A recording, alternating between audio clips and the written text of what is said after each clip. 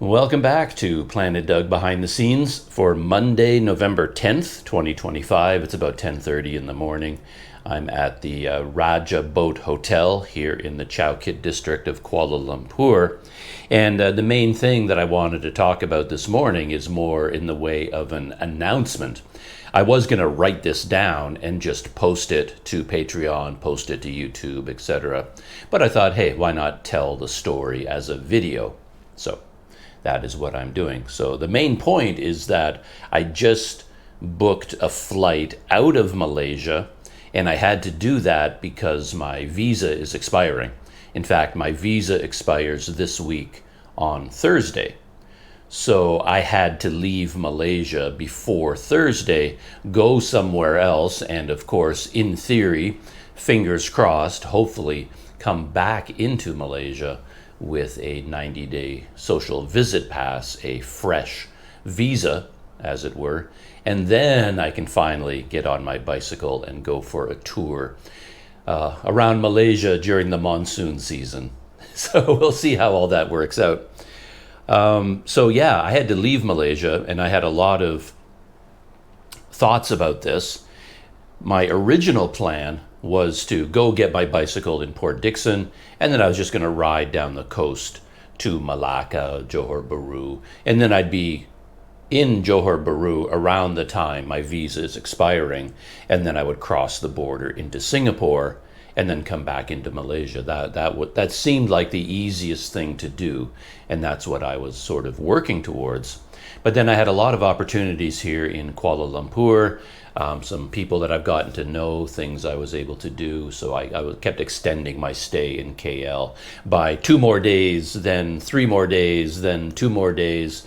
And I had other things to do. And before I knew it, there was a little bit of a time crunch now that if I were going to ride my bike to Johor Bahru and go into Singapore, yeah, there weren't going to be as many days available as I had hoped.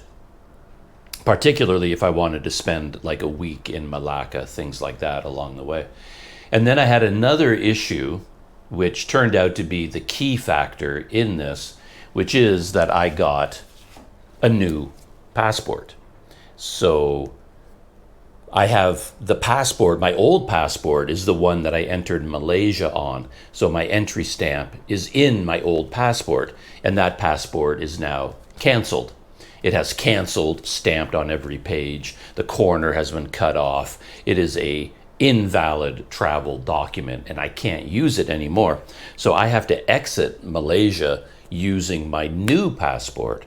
But in order to do that, I have to somehow get Malaysian immigration to understand that right now I have 2 passports, and I need to get my records transferred from my old one to my new one. So when I exit Malaysia, I need immigration to change their computer records to update it to my new passport number. And then as I go through immigration, I need them to put the exit stamp in the new passport, not the old one.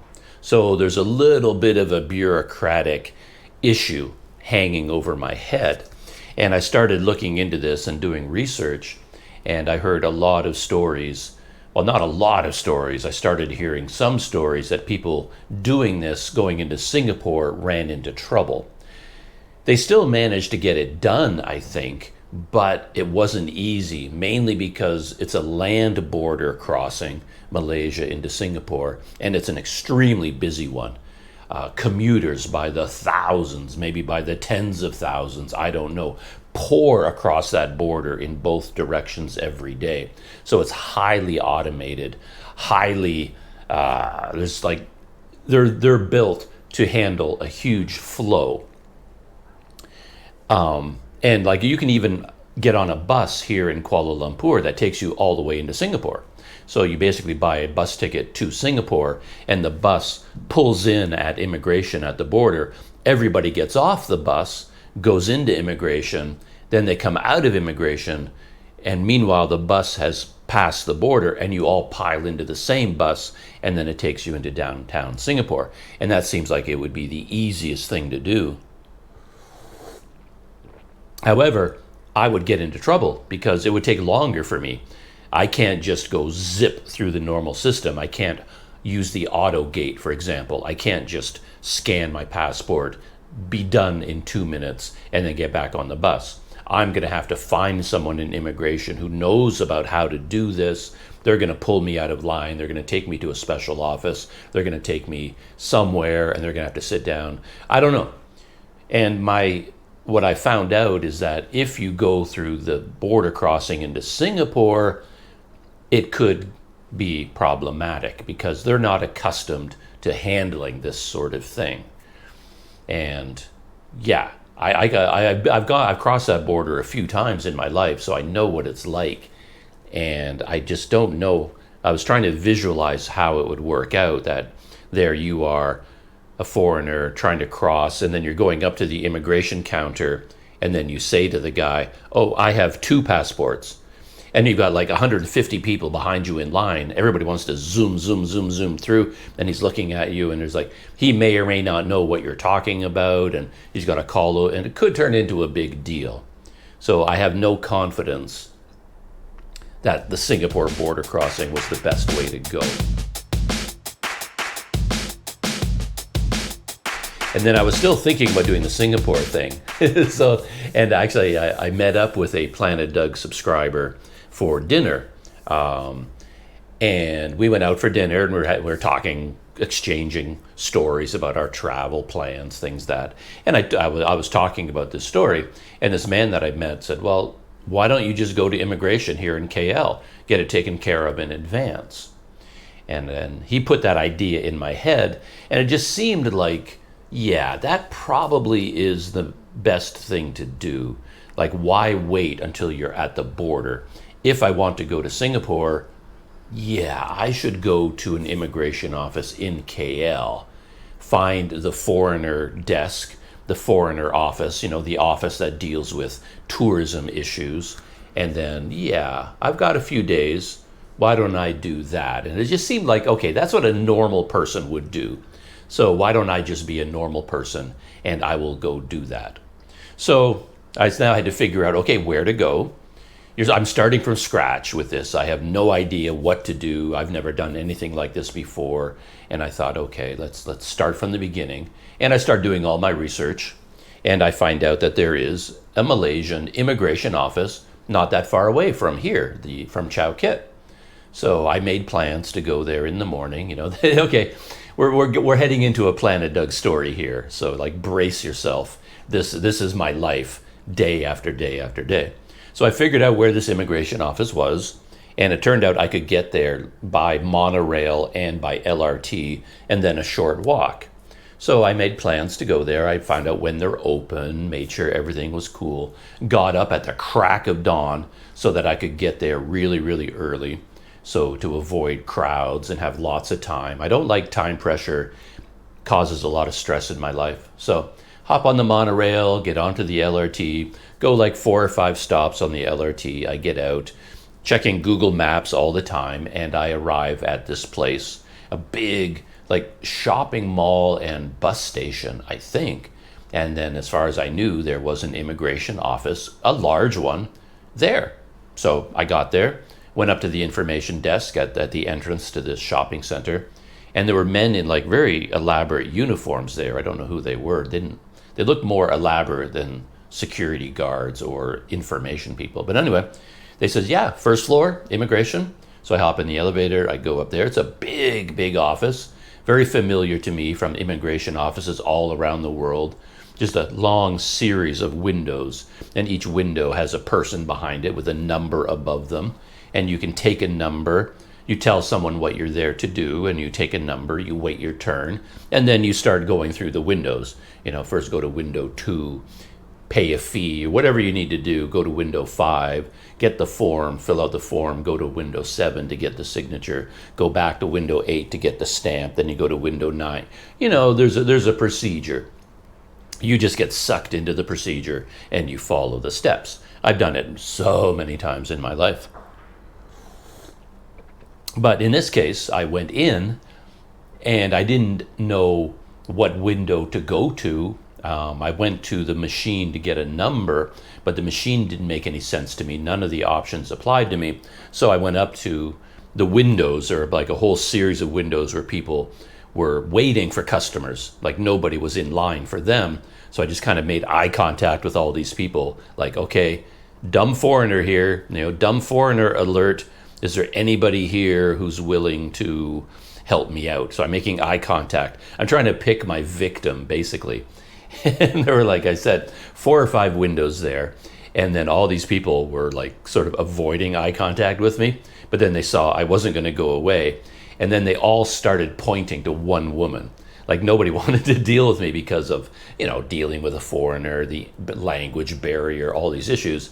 So they started pointing to their office English expert. And they were smiling and laughing, and they all start pointing to her. And then she's like, no, not me, him. But everybody seemed to be pointing to this one woman. So I went up to her window and I sat down in the chair in front of her. And of course, I could not hear her. I could understand her. She spoke English, but the bulletproof glass, and they put those little holes in there that the voice is supposed to come through. I don't know who designs these things. I don't know whether I have poor hearing at my advanced age, but I cannot hear these people. I never can. Bank, government office, wherever it is, money changers. I mean, you got to give the person a walkie-talkie, and then maybe I can communicate with them. But anyway, I'm leaning in. I'm sorry. I can't hear you. And they got this little opening down at the bottom where you put your passport through and things like that. And I crouch over and I put my ear like right next to there, like Dumbo, trying to make my ears as big as possible. Like, oh, sorry, what did you say? And this went on for a while. And even when I could hear her, I didn't really understand what she was saying. It was just way too fast, unfamiliar words, vocabulary. But the upshot was that immigration office is only for Malaysians. This is where Malaysians go to get new passports. That's all they do. It's a big, big office. So I was kind of taken aback. I said, you need a place this big just to issue passports? But apparently they do. And they says, yeah, there's nothing here for foreigners. We don't deal with work visas or work permits, tourist visas, nothing to do with any foreigners at all. So for my issue, something to do with a tourist visa with a Canadian passport, I have to go to the main immigration office. And I know that I've been to this immigration office before, once before in a previous lifetime. So this was sort of making sense to me. And then the woman kept telling me the name of this place, and that's where the communication broke down. I'm like, she said, oh, you have to go here. And it's like, I have no idea what you just said. Yeah, you got to go here. And I guess she's telling me the name of the building, the government office, and the street and the district, all this information. But I couldn't figure out what she was saying. And I was kind of hoping she would stop at that point, pull out a phone, drop a pin on Google Maps and then just sort of show it to me or hand it to me or write it down on a piece of paper. But she was just kept saying it over and over again. And I figured, well, I can find it on my own. So I said, thank you. And now, yeah, I knew my life was spinning out of control at this point because my whole idea was to get there as early as possible. But now I'm going to have to go to this new office. And it's far, far away, the one I know about. Very difficult to get to for me because there's no LRT or MRT station anywhere around this area that I'm aware of. It's this neighborhood. It's sort of like, what's that area called? I forget the name of it, but it's filled with huge buildings like government offices. A very famous national mosque is there. There's just a lot of big complexes and government offices and things. And it's just not a place for a dumb foreigner to get to by LRT and then use Google Maps just to wander around. It's a bit unfriendly area. It's actually, the immigration office is right beside the Publica shopping center. I figured that out eventually. But anyway, now I had to get there. And I thought, well, do the normal thing. Don't be Doug. Just take a grab. That's what a normal person would do. No normal person is going to fight through all the LRT, MRT, bus systems, take 2 hours to get to this place. Hop in a Grab. So, and I don't like using Grab. I find it stressful. But anyway, I left this building and I went out into the main entrance because you want to be standing at the place where you're going to be picked up. And it was the main entrance exit. So then I'm standing there and then I'm going through the Grab system. Don't get me talking about Grab. I've got so many issues with Grab. I won't tell that story now. But anyway, I am able to book a Grab in Malaysia. I've done it before, so I kind of went through the system. But it turned out it was going to cost 35 ringgit. And they had a little message saying, okay, this is crunch time. This is the surge time. So Grab cars are more expensive than normal. And 35 ringgit, I was like, well, if I can get there by bus for 2 ringgit, I would much rather do that. And then I've got 33 ringgit to spend on something that's useful in the world of Planet Doug. I don't want to spend 35 ringgit on this. So anyway, I rejected that idea. So then I got back into the LRT system, rode the LRT all the way to Masjid Jamek, because at Masjid Jamek there was a bus.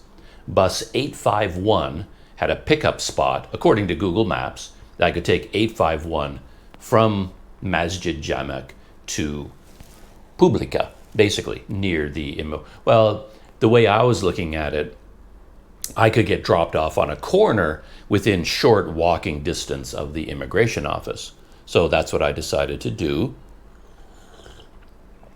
But then I got to Masjid Jamek, and then where Google Maps told me the bus would pick me up, there's just no way. It was like right between the two LRT, MRT stations, a very busy road, and there's no bus stop. That's one.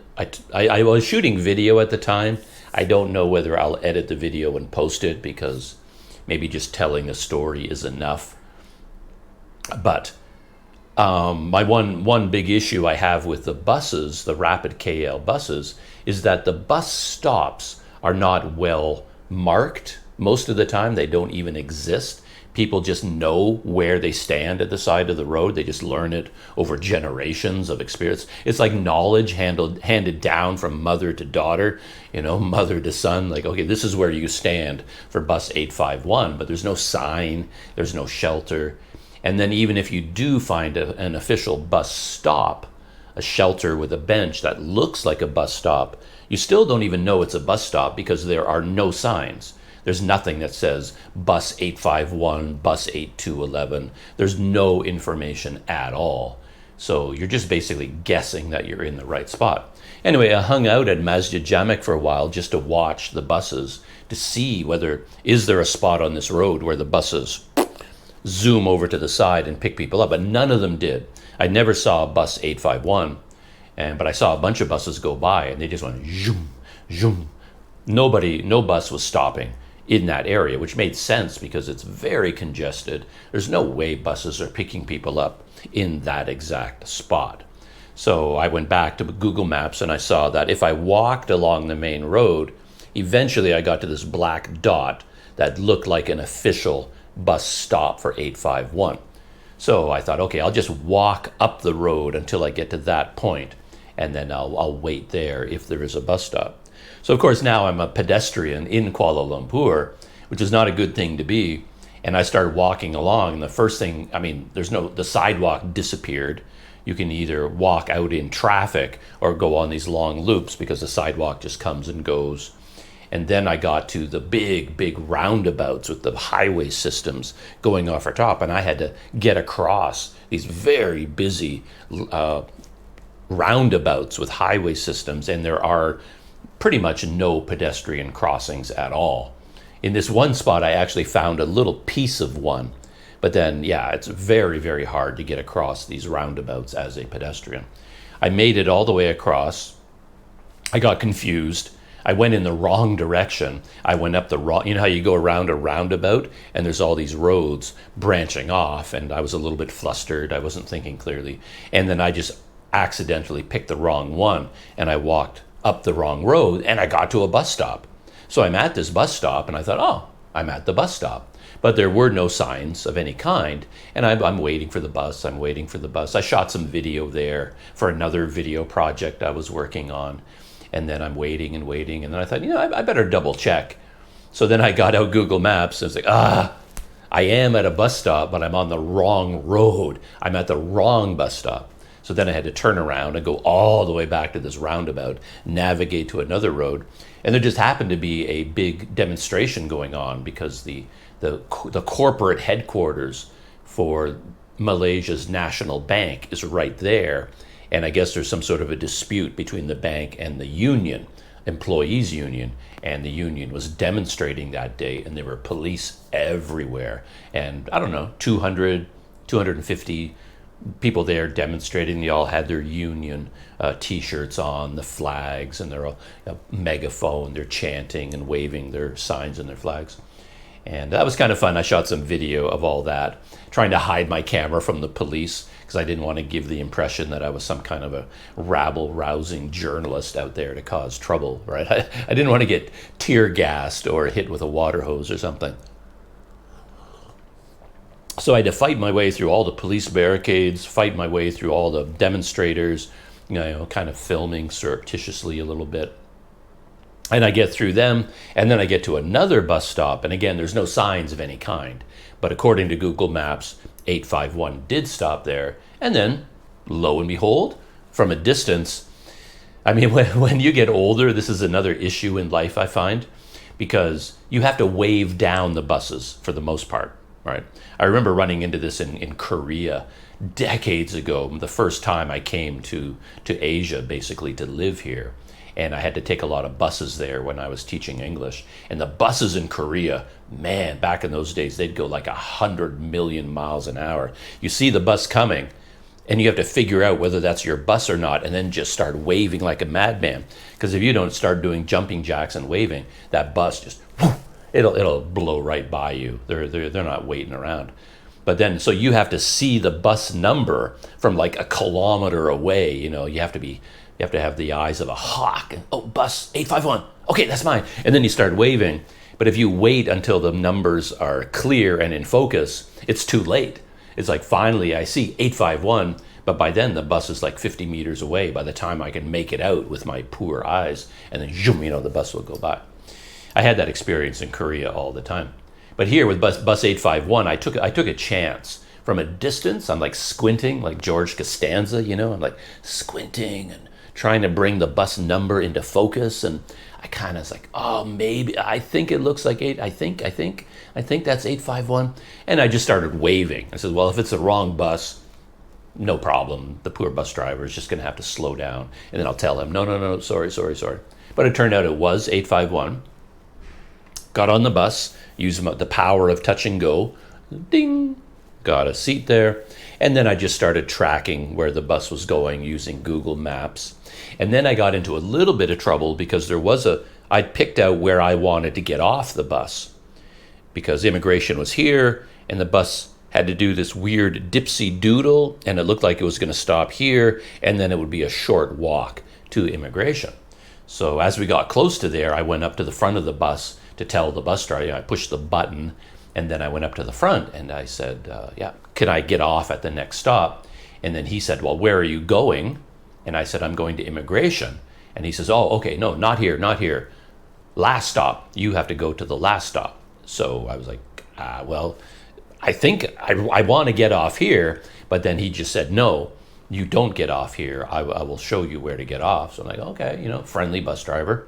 And then we went off on the journey of a lifetime, like all these government buildings and secure complexes I mentioned. I don't know what they all are, but man, this poor bus driver, he had to navigate this massive bus through these tiny areas with guards because he had to go into these complexes through a gated entrance with security guards, and then he's got to go these really tight corners, stop in front of these big government buildings or conference centers, hotels, I don't know what they all are, pick people up, drop people off, and then he's just got to turn around and come out again.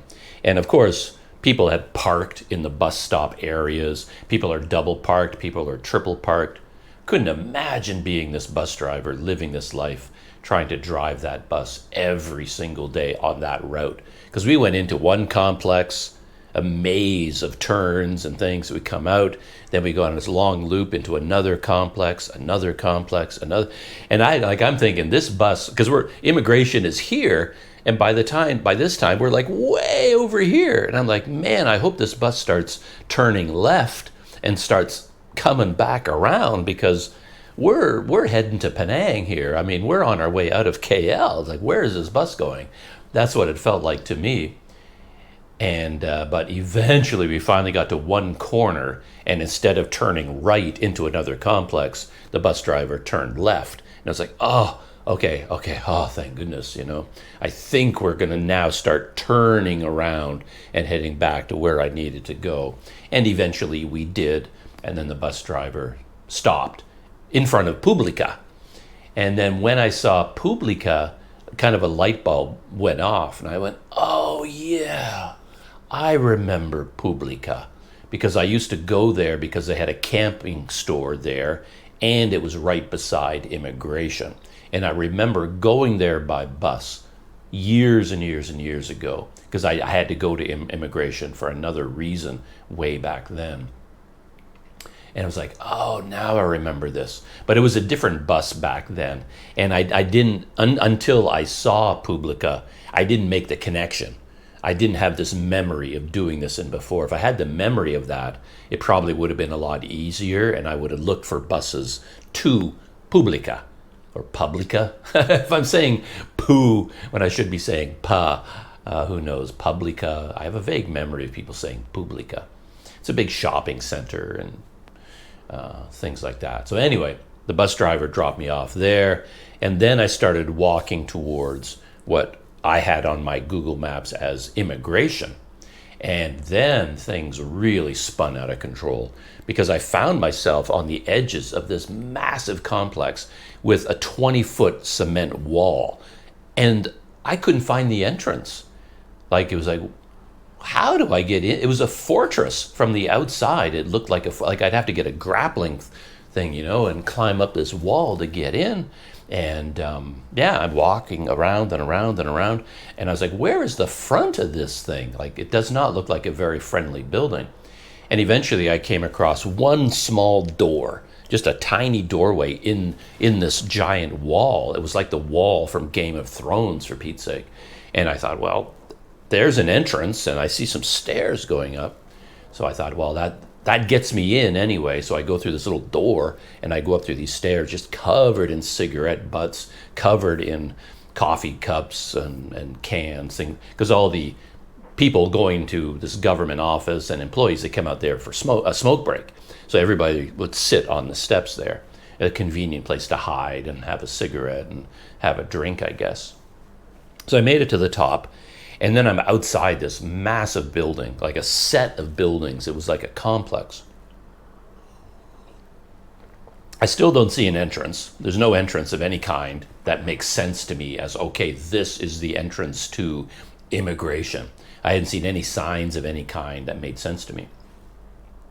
But then I run into a big tent. There's like a large tent with like maybe 50 men lined up holding big packages of documents and passports, and then there were armed guards all over the place. And I figured out pretty quickly, these are all immigrant workers from, who knows, could be from Bangladesh, Nepal, Pakistan, any number, Indonesia, any number of countries. And they were there being processed for work permits. And it looked like they'd brought them there in these big armored trucks. My leg is, I'm losing feeling in my leg for some reason. Planet Doug Studios is not a very comfortable place. I adjusted my position, so blood is flowing into my left leg again. So feeling is coming back. My whole left leg went dead. It was like completely numb. I guess the way I was sitting cut off the blood flow. Because I've got a tripod in front of me, and I kind of have to wrap my legs around the tripod on an angle. And I guess I cut off the main artery to my leg. The things we do to shoot video, I tell you. I see all of this going on, so I thought, okay, at least there's something going on here to do with foreigners and passports. These were all workers, of course, not tourists, which is different from my situation, but I got the sense, okay, I'm sort of in the right place. Anyway, I walk by there. I'm looking and looking and looking for the entrance, and I still can't really find a way in yet. And then I saw there was a security guard ahead of me, a guy with guns and things like that. And I thought, well, I see in YouTube videos all the time, people leave comments, like local people. Let's say some YouTuber is going through Indonesia and is telling this story about difficulty of figuring out this or that, going here by bus, by train, offices. And everybody always says, why don't you just ask? Everyone is so friendly. Just ask someone. Ask. You see this comment all the time in YouTube videos. And I had this sort of thought in my head. So I thought, well, come on, just ask. And then I went up to the very next person I saw was a Malaysian guy, a security guy or police officer, whoever he was. And I just wanted to ask him, is this immigration? Like, if I can get that confirmation, at least I can keep walking around this building until I finally find the entrance. So I went up to this man and I asked him in English, excuse me, sir, is this immigration? And then I quickly realized why we as foreigners are often reluctant to ask local people, because then you lose control of your life. And I guess it was my fault for asking a man with a gun. Maybe I just should have, but there was no one else out there. I mean, there's no one else to ask. So anyway, I thought it was a pretty easy question. Is this immigration? And he would say yes or no. And then I could go on. But then he basically interrogated me. He said, oh, let me see your passport. Passport. He was very abrupt. Is this immigration? Passport. So I was like, okay. So I get out mine, and I'm trying to tell, and he says, he gets my passport now, which is my old one, which is what I gave him. And he actually went through my passport. He was like going page by page by page, looking at the information page, looking at me. And I'm like, well, I didn't sign up for this. I'm just asking for directions, right? I didn't plan on being interrogated before I even got into immigration. It's like, I don't like the way this is going. And he got to my visa stamp, which is on the very last page of the passport, right? Because that's why I had to get a new passport, because my old one was completely full. And then he looks at the date and he's like, oh, you overstayed, because this was like 3 months ago. And he's like, oh, he's looking at the date and he says, oh, no, no, no, no, no. And I thought, okay, great. Now I'm under arrest. So I'm trying to tell the guy, says, no, no, no. As a visitor, we get a 90-day social visit pass. And I'm still within the 90-day period. But man, he really didn't like what he saw. I eventually convinced him that I was in the country legally. He did not have to baton me and pepper spray me and hose me down or anything. Throw me into the back of one of those trucks, cart me away. And then he wanted to know, well, why are you here? What are you trying to do? I'm like, oh boy, this is not going to go well. And I said, well, I have a new passport. And man, this guy did not like that either. He's like, new passport? Let me see. Like, I gave him my passport. Now I'm telling him I have 2 passports. So this is setting off alarm bells for this armed soldier, whoever he is. So I get out my new passport, and now he's looking at that. He's like, who is this guy? Why do you have 2 passports? I'm explaining, well, this one is full, and I had to get a new passport. So now I came here because I need to tell Malaysian immigration that I have a new passport, and they can transfer the records. And he was not believing any of my story. It's like, he didn't understand it. Obviously, he had no idea what I was talking about. But he eventually gave up on me. And then he pointed to a door, which was smaller, I think, than the door I had used to get through the great ice wall. And he said, oh, I said, well, where? I'm just looking for the entrance into immigration. And he pointed at this tiny door, sort of hidden. And he said, oh, there. I'm looking at that, and I'm like, well, that's not the entrance to what is that? He says, no, just go in there. And he told me, go in there, you go up, then you turn right, then you go up, then you turn left, then you go straight, then you go right, then you go. He went through this long, like going through a maze. And eventually I was like, oh, I guess I go through that door. I know it's not the main entrance, but the guard is telling me to go that way. So I go that way. I go into this door, and then it's basically a stairwell, the same as the other one I went through the wall. And then it's just, cement stairs, a back stairway. It's not the main entrance, obviously. And I just went up. I didn't know how many floors I was supposed to go up, but I eventually just came out. I found like one of those doors. You're always worried with these stairwell doors that when you open them, it's going to set off an alarm. They have all these signs on them warning you about things. And I was like, oh, do I dare open this door? So anyway, I eventually did, and I pushed open the door. No alarms went off. And then finally, I found myself in what looked like a government building, like hallways, offices, signs everywhere, lots of people milling around doing all kinds of different things. And then basically for the next, I don't know how long I was there, felt like a lifetime. I just wandered around and I was looking for the tourism department. I thought there has to be an office. There's got to be a department that deals with tourists and their passports and their visas, right? But there was nothing in English. I hate making that point. It's like I'm in another country and people go, oh, there was nothing in English. Like, well, dude, you're in a foreign country.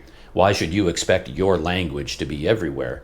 But I mean, Malaysia is a little bit of an unusual or a special case because English is a national language. Everybody here speaks English. And I was going to immigration, which serves people from all over the world, and English being the international language now. I think it's reasonable to expect a little bit of English guidance, but there's nothing in English that I saw anywhere. And I eventually found myself I finally found the main entrance. It's like, this is where I was supposed to come in. And I guess if I had gone past the security guard to another corner, another length of the building, and another corner, I finally would have gotten to the front of the building, but it was on the exact opposite side of where I tried to go in. So that's where all my problems started from. I came at the building from the wrong direction.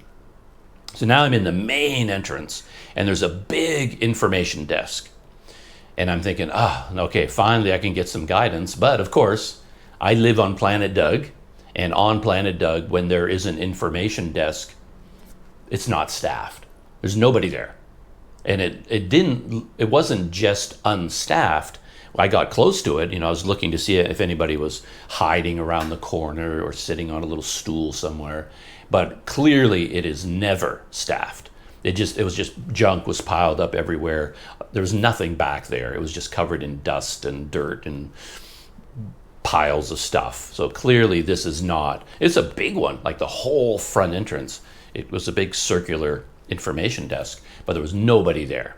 And there was there's nobody to ask questions to, and signs everywhere, all in Malaysian. And it's all vocabulary that made no sense to me at all, but government-oriented vocabulary. So none of it made sense to me. Doing my Google Translate thing, I get out my phone, I aim it at this huge sign, with 30 things listed, all these government offices, and none of it made sense to me. There was nothing about tourists, nothing about foreigners, passports, visas. None of it made sense to me. So now I'm wandering around this complex. I'm going from floor to floor to floor. At every floor, it goes to the left, to the right, and there's offices everywhere. You go through doors, vast sets of offices. There's people there processing wedding stuff, I think. I saw wedding parties. Everybody's having a good time. They're dressed up in their wedding gowns and suits, and I guess they just got married, but you have to go to this building to register for a wedding marriage certificate. There were vaccination offices, there were insurance offices, just on and on and on and on. And I went from room to room to room to room. I'm asking people, I'm doing my show and tell. I'm a foreigner, I have a tourist visa, I have 2 passports, like, can I transfer? And nobody had any idea what I was talking about. Not a single person that I spoke to. Officials, behind desks, in offices. I went around and around and around. I eventually found one area that looked the most promising, and it seemed to be about foreigners. So I went down this hallway and I entered this room. Oh man, my heart just sank when I saw this room, because I thought, okay, if there's any place in this building that might be for me, it would be this room. And it was a nightmare, a bureaucratic nightmare. Because like I said, I wanted to get to this place early, but now because of going to the wrong office and the long time taking the bus, I was there midday, and this place was jammed filled with people. Every seat was taken, standing room only, lots and lots of people. And they all looked kind of like foreigners. There was a mix of people in there. So I thought, okay, there's something about foreigners going on in here. And there was just like window, just from end to end, endless windows. And there was an information desk, and there were people there, but people were just crowding around this, waving documents and papers, and they're trying to answer questions, where you go, what you do.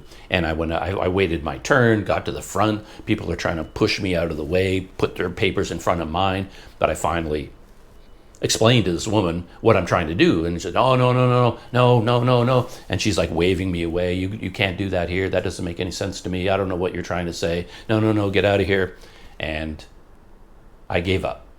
I just gave up, because I could sense that you don't go to that office ever as a tourist. It's not meant for tourists. I was in the wrong place. I don't think there is a right place. And that's both a good thing and a bad thing. Like in my head, I'm comparing this to my experiences in Sumatra, in Indonesia. And the island of Sumatra is covered in immigration offices. They're everywhere. There's like every small town, medium town, big city has an immigration office. And when I go to these immigration offices, because I had to extend visas and do things like that, there would be two clear sections.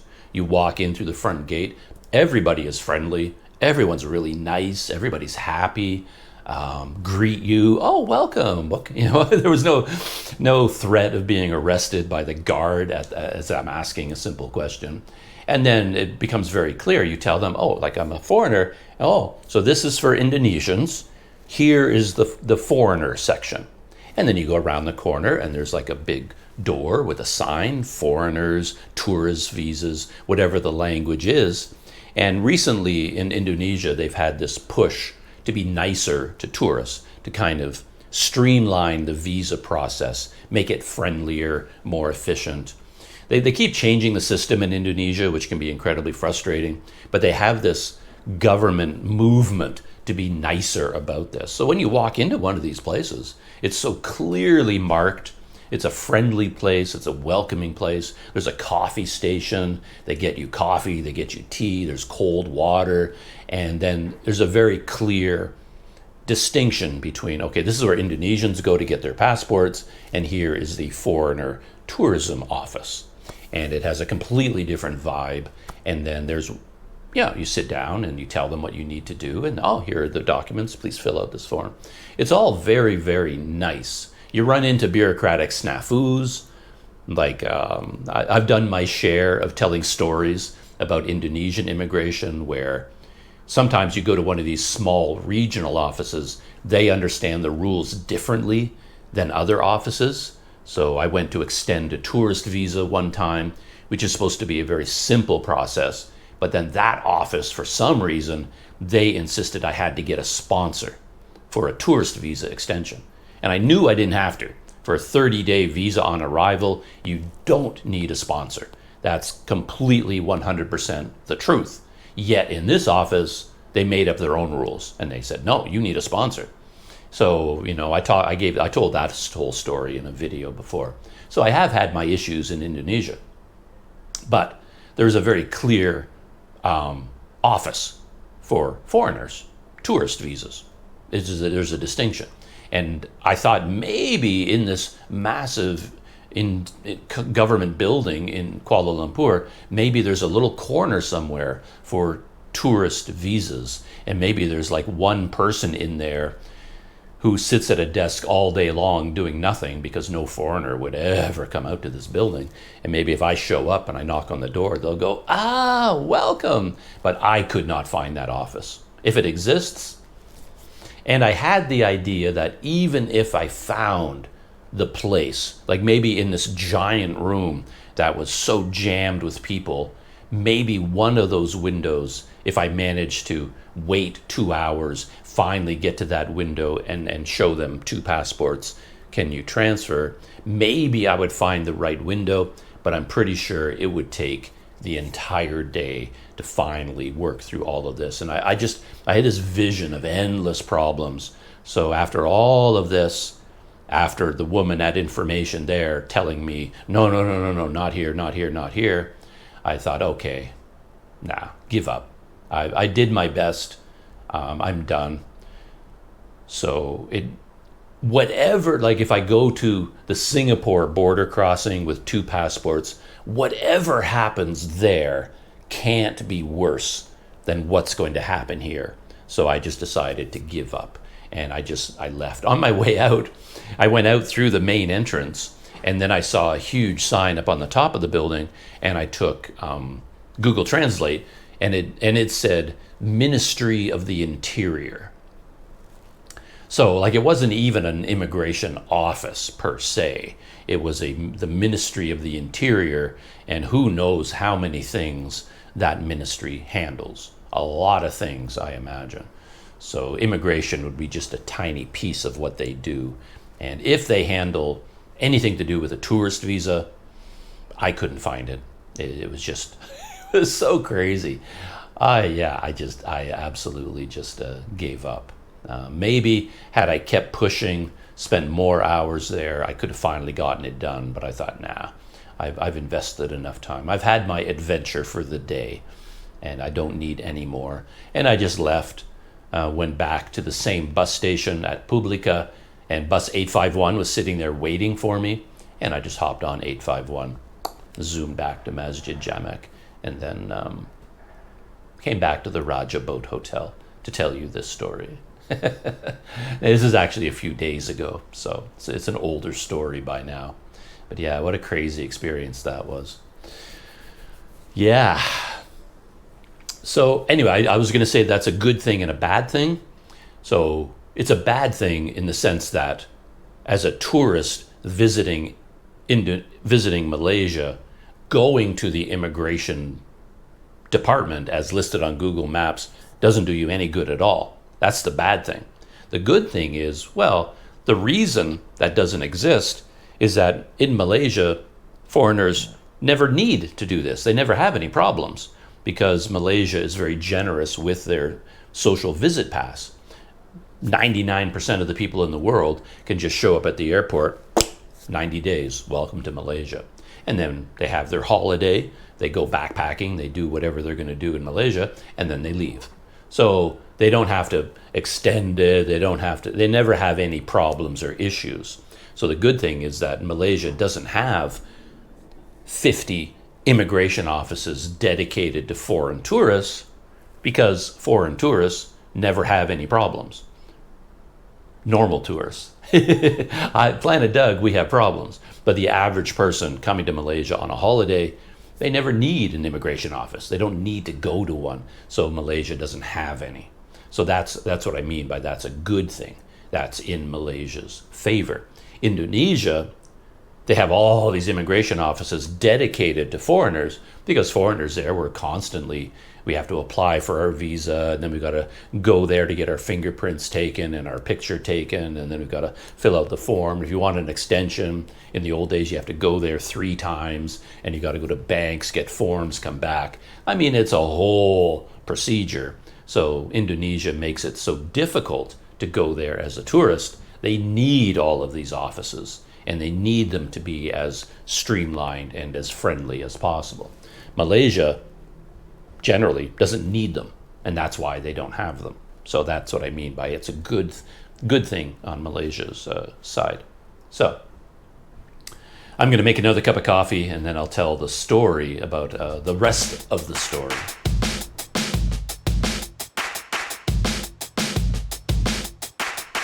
Okay, I have coffee number 2 to get me through the rest of the story.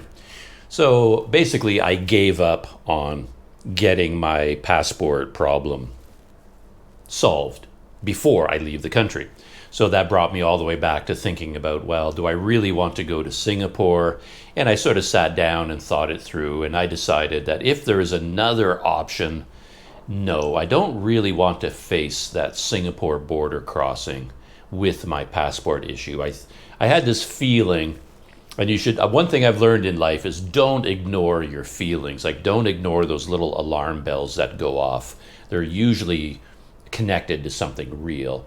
And I had this sense that, okay, I show up at the border with Singapore, the land border crossing. Sure, I got there easily and cheaply, say by bus. I could take a bus to Johor Bahru for like 50 ringgit, or, it wouldn't be that expensive.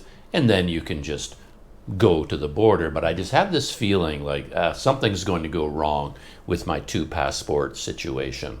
And I think it'd be better to go to the airport, to go to KLIA and fly somewhere. Because at the airport, from everything I can tell, they're used to doing this. They've encountered it before. There's a system in place. I don't know exactly what the system is, but at some point at the airport, maybe even checking into my flight, I can just say if I can go to a check-in counter and say, okay, I have 2 passports. When I go through immigration, like, what do I do? And then something is going to happen. And no matter how bad it gets, even at the airport, there's no way it could be as bad as what would have happened at the Ministry of the Interior building. I'm lucky I got out of that building alive. Yikes. Yeah. Anyway, so I started thinking about all of my options. And of course, in my life, and me being me, I'm looking at the cheapest option, because to me it's just a way to leave Malaysia and then sort of come back in again, and I don't want to spend a lot of money on it. And the cheapest flights are all to Sumatra. And I was looking at all my options. I could fly to Medan, of course, and I thought that would be kind of cool. I like Medan. I love Sumatra. I could fly to Padang, which would be quite interesting. And I discovered I could fly to Banda Aceh for the same price. They were all quite inexpensive flights, relatively speaking. And I thought Banda Aceh, far to the north, would be double the price of flying to Medan, which is a lot closer. But through the vagaries of airline travel, the flights were the same price. Padang, for some reason, was cheaper. Pekanbaru was cheaper. But Medan and Banda Aceh were about the same price. And I was pondering those 2 options, and this always happens in my life. Things spin out of control. Like, when I started this whole process, I wasn't starting from the point of view, it's like, oh, I want to go to Sumatra and do this and do this and do this. That wasn't my plan at all. My plan is to ride my bicycle around Malaysia, but through circumstances, I haven't gone on that trip yet. And my visa's expiring, so now I have to go somewhere and come back.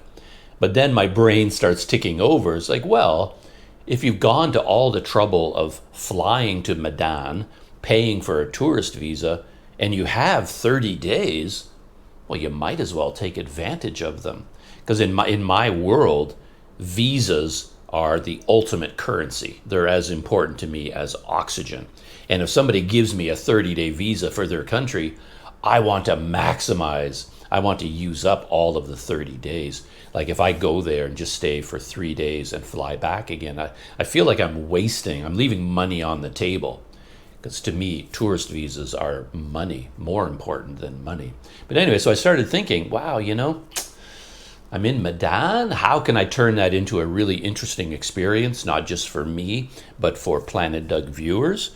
Well, rent a scooter in Medan and zoom up to Lake Toba, zoom around Lake Toba, come back to Medan. That would be a very interesting set of videos for Planet Doug. So I started thinking about that. And the only issue with that for me is that I've been to Lake Toba many times, but it was all before I had a YouTube channel. So even though I've never shot videos there for Planet Doug, I have been there a lot. And I've rode my bike around lots of parts of Lake Toba, stayed in, I could have made videos like tourists never go here, because I went to a lot of places along the shores of Lake Toba again, because I had my bicycle. I was riding my bike and I spend the night in this village beside the lake, and then this town, and then this town. And I went to a lot of places that tourists never go to, just because when you're riding a bike, that just happens naturally. But I never shot any video of these experiences. So going there would be interesting from that point of view, but at the same time, they wouldn't be new experiences to me. And that's kind of a negative thing. And then I just typed in Banda Aceh to see. And I found out that the flight to Banda Aceh was the same as going to Medan. So I thought, that's interesting. I'd been to Banda Aceh before on a bike tour. I rode my bike to the north to Banda Aceh. Spent quite a bit of time there. Rode my bike all around the city. Amazing place. I love Banda Aceh. And then I've been there before as well. But, and this was the key thing, I've never been to Pulau. And Pulau is the island, kind of the tourist island off the coast of Banda Aceh. There's a ferry there. You can take the ferry from Banda Aceh to Pulau. And as soon as I remembered that, all the pieces kind of fell into place. And I thought, that is the thing to do on Planet Doug. Book a flight to Banda Aceh, shoot some video in that city, then hop on the ferry to Pulau. And on Pulau, I've never been there. I don't know a whole lot about the island, but I'm pretty sure it's quite laid back. It's like a place where you go. It's an island with a mountainous interior, a coast road that goes all the way around the island. It's a small island, but it's supposed to have very beautiful snorkeling and scuba diving. And I'm not a scuba diver, but I do love the water. I love the ocean, and I love snorkeling. So I can go there, find a cheap place to stay, have the adventure of taking the ferry out to Pulau, find a cheap place to stay, do some snorkeling, and key to this whole project, rent a scooter. And then if I rent a scooter while I'm there, then I can just go all over the island, circumnavigate the whole island, go into the interior. I'm sure they've got waterfalls. Every island has a famous waterfall. I can ride my scooter to the famous waterfall and just really dig my teeth into Pulau and Banda Aceh. So I booked a flight to Banda Aceh. I have that flight booked already. It's a one-way flight. I don't have a return flight. And I'm flying out on Wednesday afternoon, flying to Banda Aceh. And then I don't know how long I will stay there because I don't have a flight back yet. So that's the first part of my Banda Aceh story. Everything was pretty smooth. What saved my life here, again, is my Touch and Go account and my Touch and Go Visa card, because I still don't have my normal credit card. What a nightmare that has been, because my credit card was canceled and they had to send me a new one. And then there was a postal strike in Canada. So the delivery of the credit card was delayed. I had no idea how long it was going to take to arrive. I found out recently that it finally arrived at my brother's house. So my brother has my credit card. So I called him and I got all the information. So now I have to activate that credit card. But then I ran into yet another problem, because in order to activate the credit card, they have to send me a security code, and the only way they will send me that security code is by a physical phone call to a landline. And they have to phone the phone number that is on record with my bank in Canada. So now I have to figure things out where somebody is in Canada at a specific time is sitting beside that phone waiting. Then I have to go online here, go into my mobile banking app, try to activate my phone, have them send me the security code. The computer is going to call that phone in Canada. My friend has to answer the phone, get the code, hang up, contact me, give me the code, and I have to enter it into mobile banking within the 2-minute time window, because they only give you like 2 minutes to enter the code, and then it's canceled. It's like a whole James Bond thing. Anyway, and I haven't been able to do that yet. I don't know whether I'll be able to do it before I go to Banda Aceh on this short trip. But then, so anyway, I ran into all kinds of problems because I got to book a flight. How do you pay for the flight if you don't have a credit card? You can't. So my Touch and Go credit card, wow, it has saved my life, because I have a few online accounts, and all of my online accounts all seem to expire at the same time of year. and they require, it's a lot more money than I'd like, but these are all accounts that I need. Like I have an online archive for photos. I pay a fee, an annual fee for that. I have my website, which, to be honest, I don't really need anymore. I could probably dump websites. Nobody needs a website anymore, but I like having it, and I use it for different things. And that costs a lot of money to pay for the hosting each year.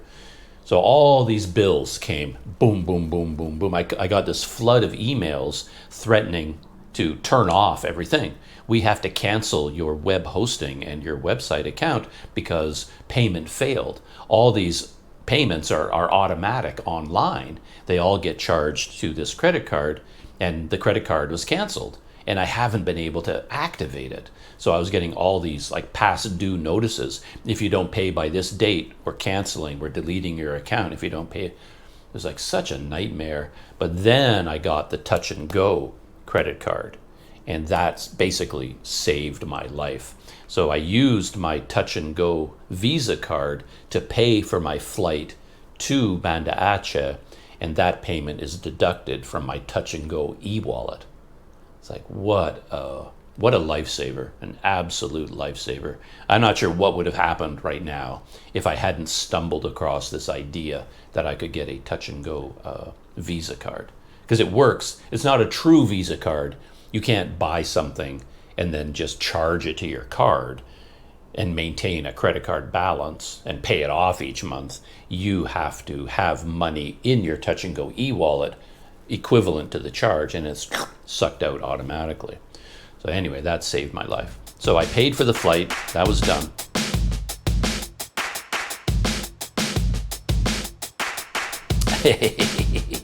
It goes on. The stories never end here on Planet Doug, because now, sure, I had the flight to Banda Aceh, but now I need a new tourist visa for Indonesia. And this gets really complicated. Why?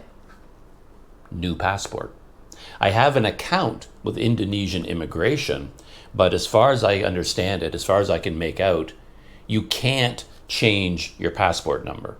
So if you have an account with Indonesian immigration with a passport number, you can't log into that account and just update your record. You can't put in a new passport number. Basically, when your passport is canceled or expired, that account is gone, and you have to start all over again and create a new account with a new passport number.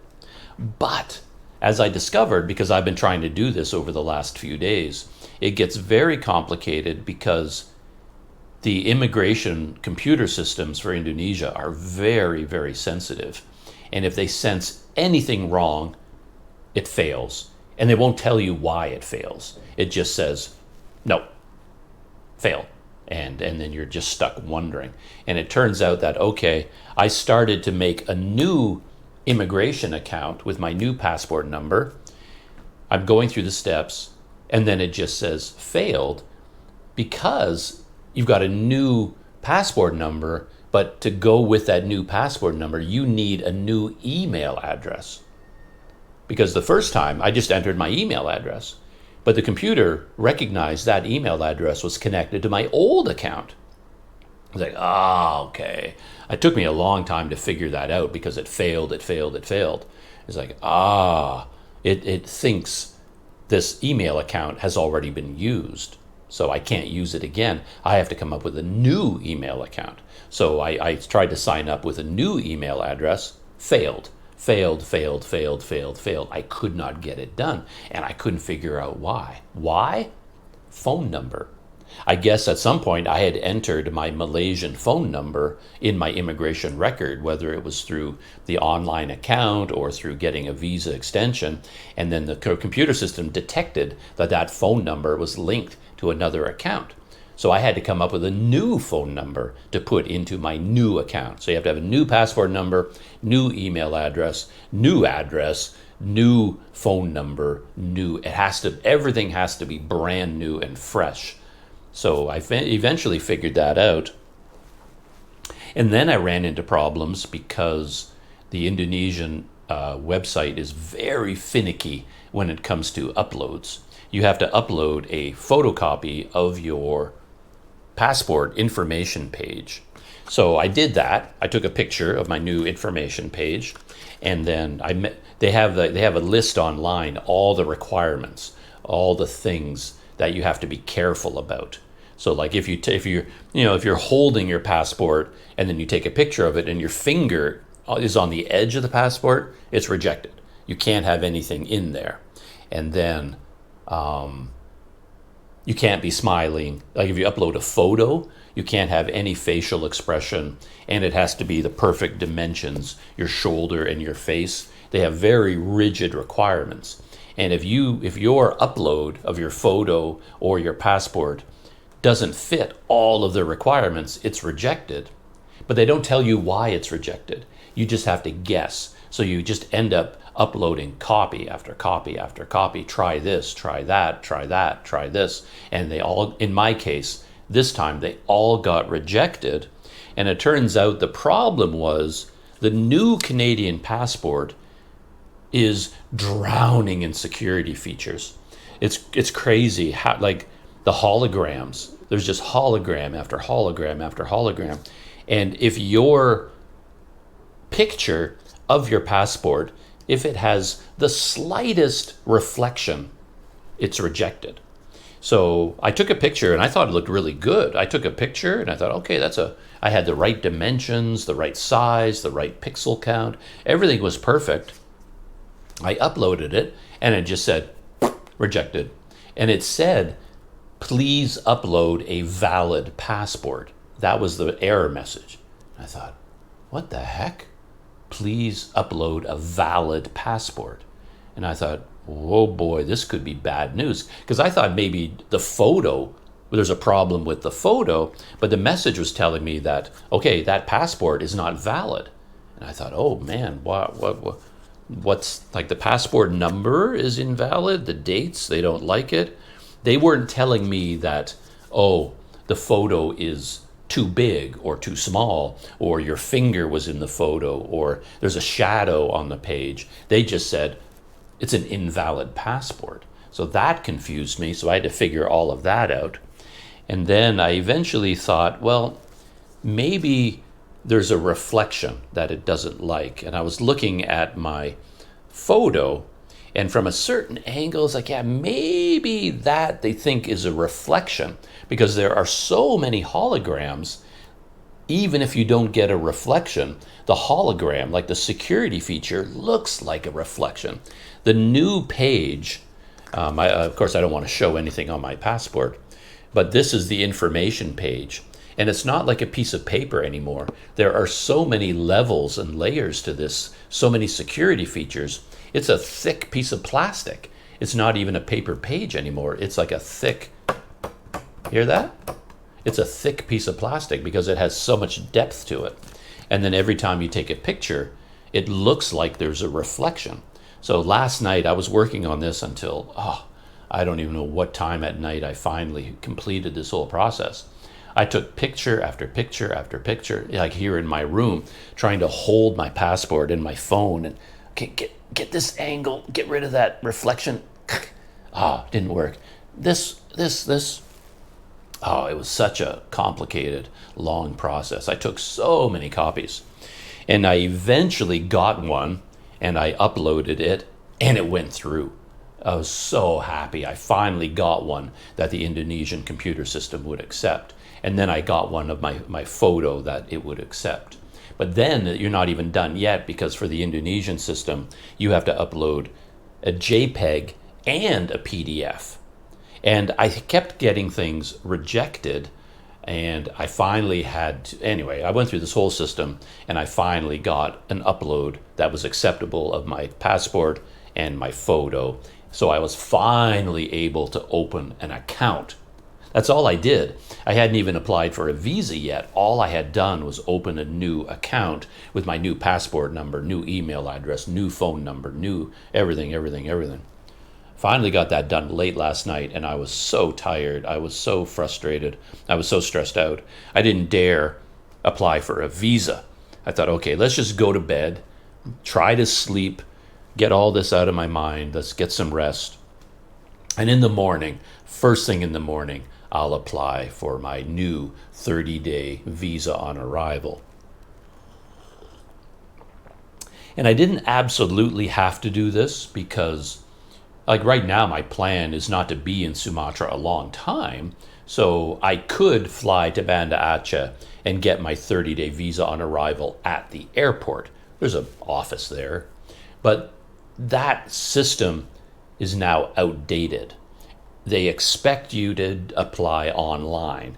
So I flew into Banda Aceh before, and even back in those days, the office where you got your visa on arrival in person had largely been abandoned. You go to that office and it's just empty. There's nobody in there. And then you tell them, oh, I need to get my visa on arrival.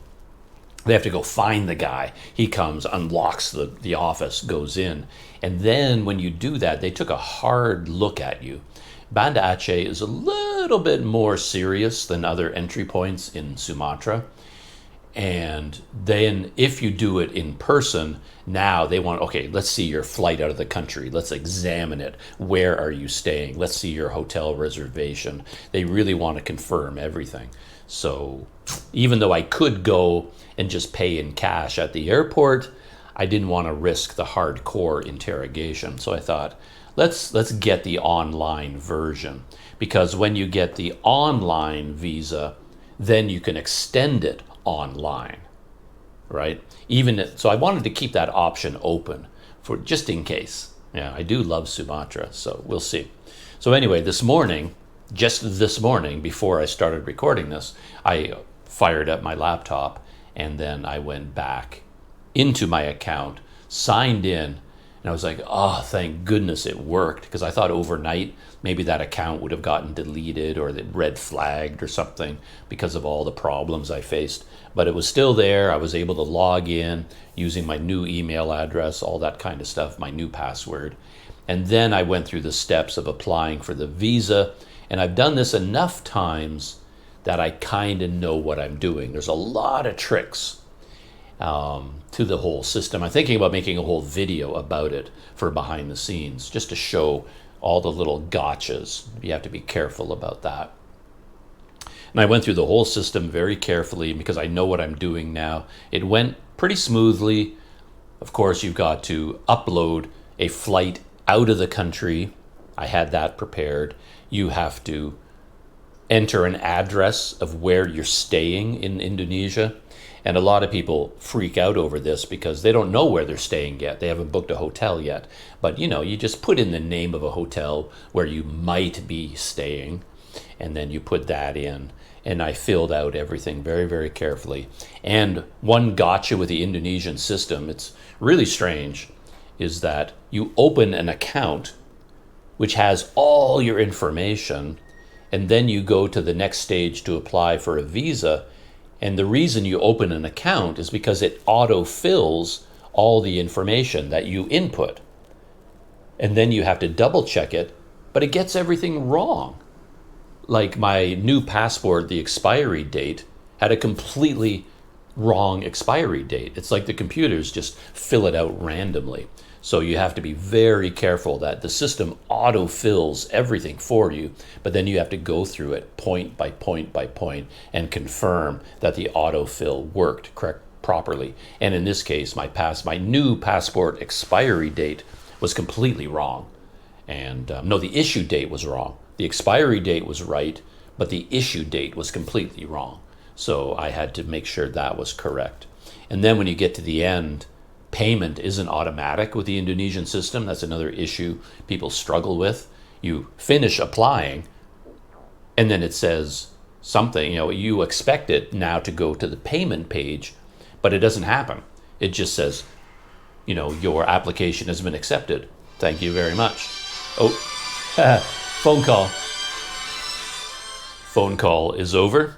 So the way the Indonesian immigration system works, payment is not automatic. You submit your visa application, and now it's accepted, and it's in your account, and it's waiting for payment. It's up to you now to go back into your account and figure out how to pay. Like, where is the button that I click on now that opens up a payment page? And then you go through that. And then again, my life was saved. Well, I know how to do this, obviously, because I've done it before. So this is not a gotcha for me anymore.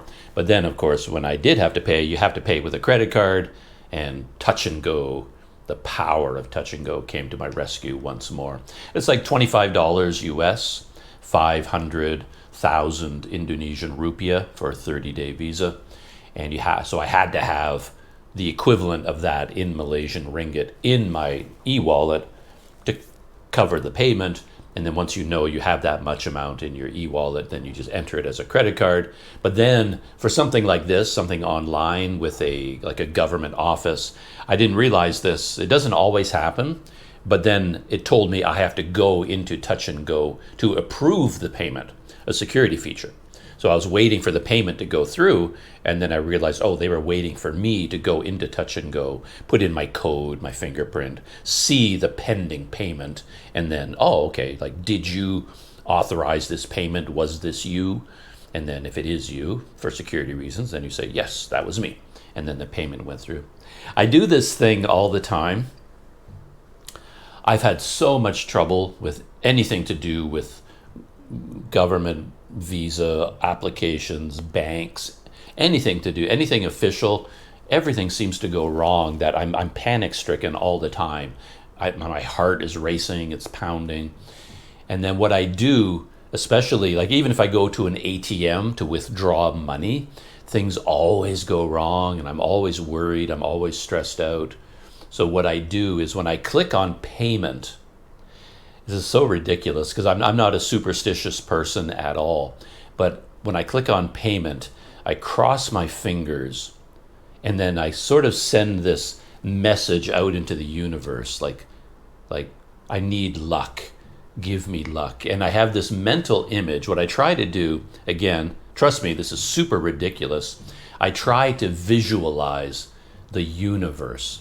But maybe not just the universe, but the Milky Way galaxy.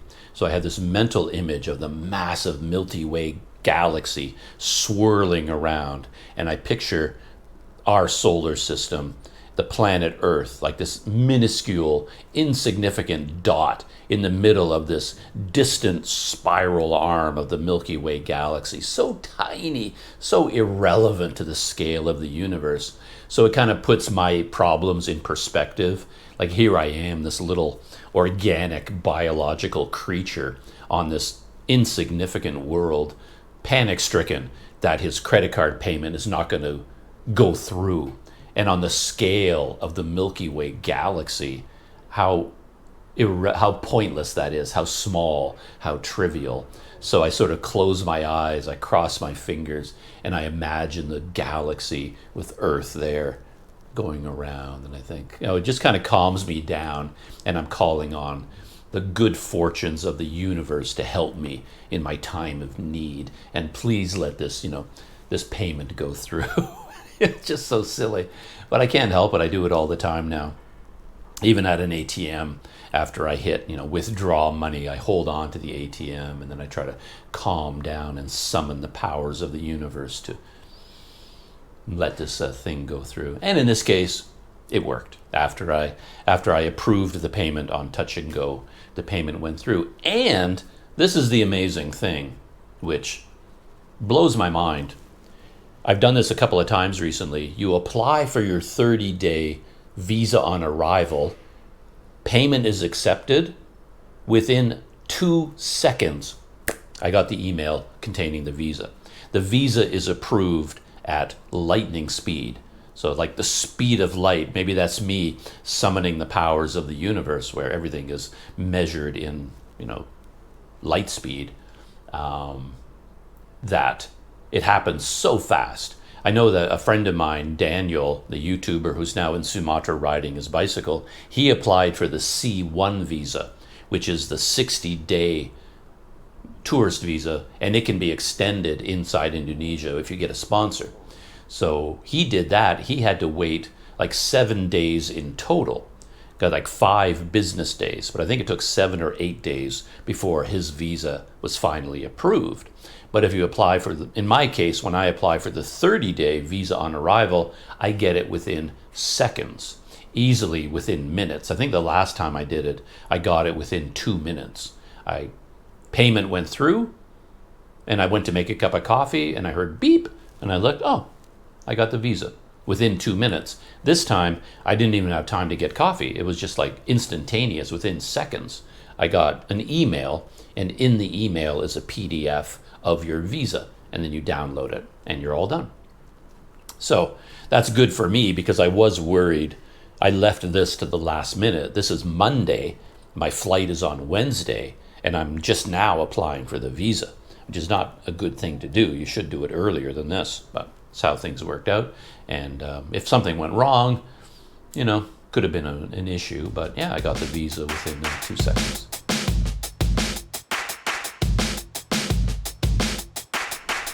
Long story. Typical Planet Doug drama with bureaucracy, banks, governments, computers, smartphones. The amount of knowledge I had to have to pour into this project just to fly to Banda Aceh is pretty astonishing when you think about it. All the technology I needed. And I'm still nowhere near done because I still have to do my arrival card for Indonesia, your customs card, your health declaration. Then I have to start worrying about my smartphones because all my smartphones are banned in Indonesia because of customs, email registration, expiry. And then you've got to make sure I've got an Indonesian eWallet. I don't love it like I love Touch and Go, but I do have an Indonesian eWallet called OVO. And I have to figure out how to keep OVO running with my Indonesian SIM card. Is it still valid? So by the time you land in Indonesia, you have to do a lot of things when you land. Get your phone up and running, get your e-wallet up and running, make sure your SIM card phone number is still operational, book a hotel room, figure out how to get from the airport into downtown to get to where you're going to stay. It is a lot.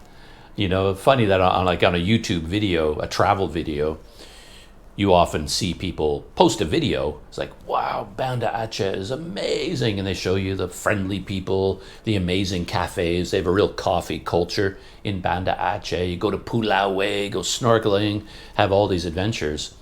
But all of this stuff going on in the background, it overshadows the trip itself to an extent. It's like, I'm going to Banda Aceh because I need to, because of visa issues.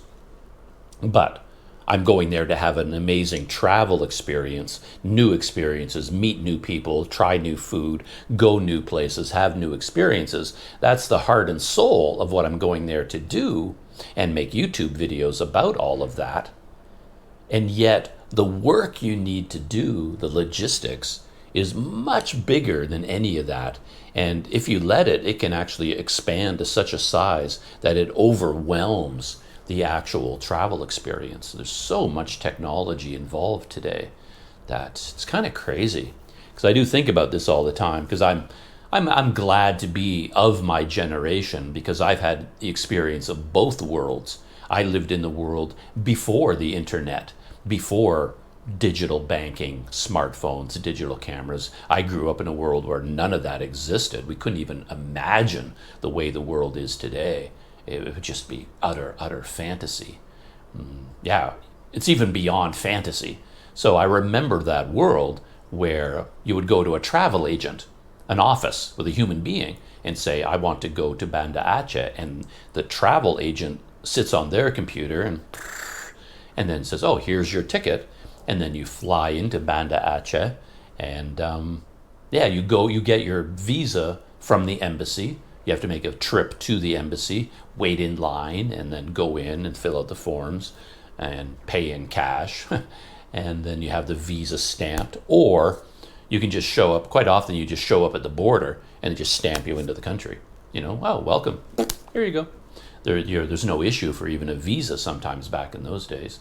And then when you wanted money, you had traveler's checks. You brought cash and traveler's checks. Those were your only options. So you had cash to get you through arrival, and then you go to the bank with your American Express traveler's checks, and you spend like 2 hours there, and then you cash them in, get $200, $100, whatever it is you want, and then you cash in your traveler's checks, and you get local currency. So, yeah, very simple world back then. You didn't have to do nearly as much as you do now. And everything happened on the way. You still had to do a customs declaration, but you do it on the airplane.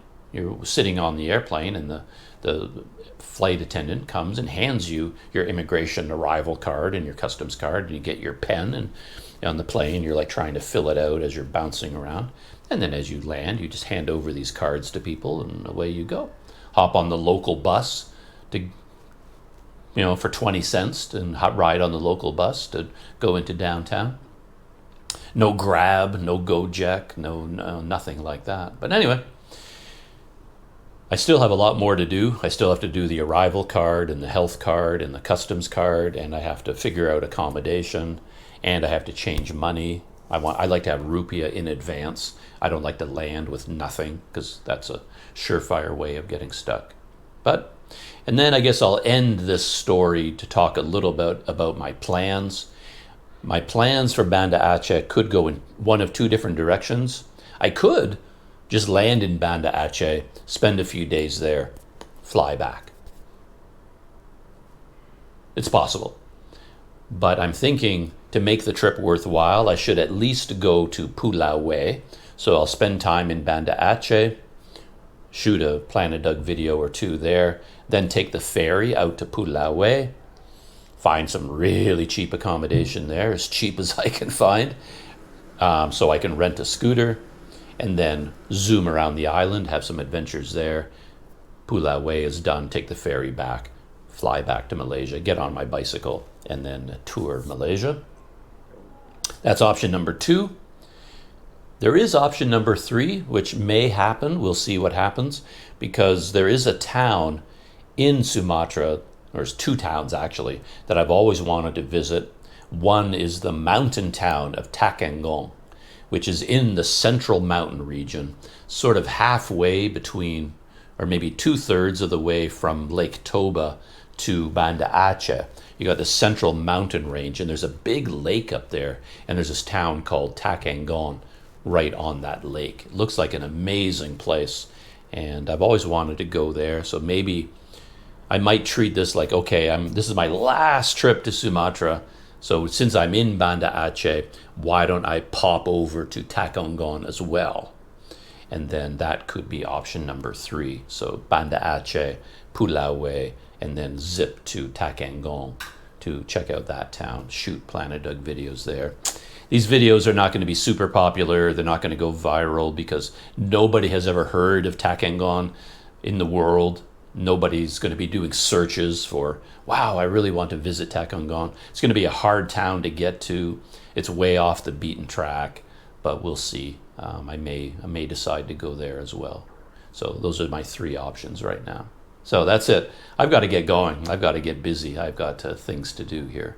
I've got to head out into the city and get things done. So that's it. Planet Doug behind the scenes. Hope you enjoyed my story of my struggles with the world of bureaucracy. But all's well that ends well. I've got my new immigration account. I've got my new visa already approved. I've got my new passport. We've got my flight booked to Banda Aceh for Wednesday. Today's Monday, so I have Monday and Tuesday to do last minute details, and then on the plane to Sumatra. All right, that's it. Shutting down. See you in the next video.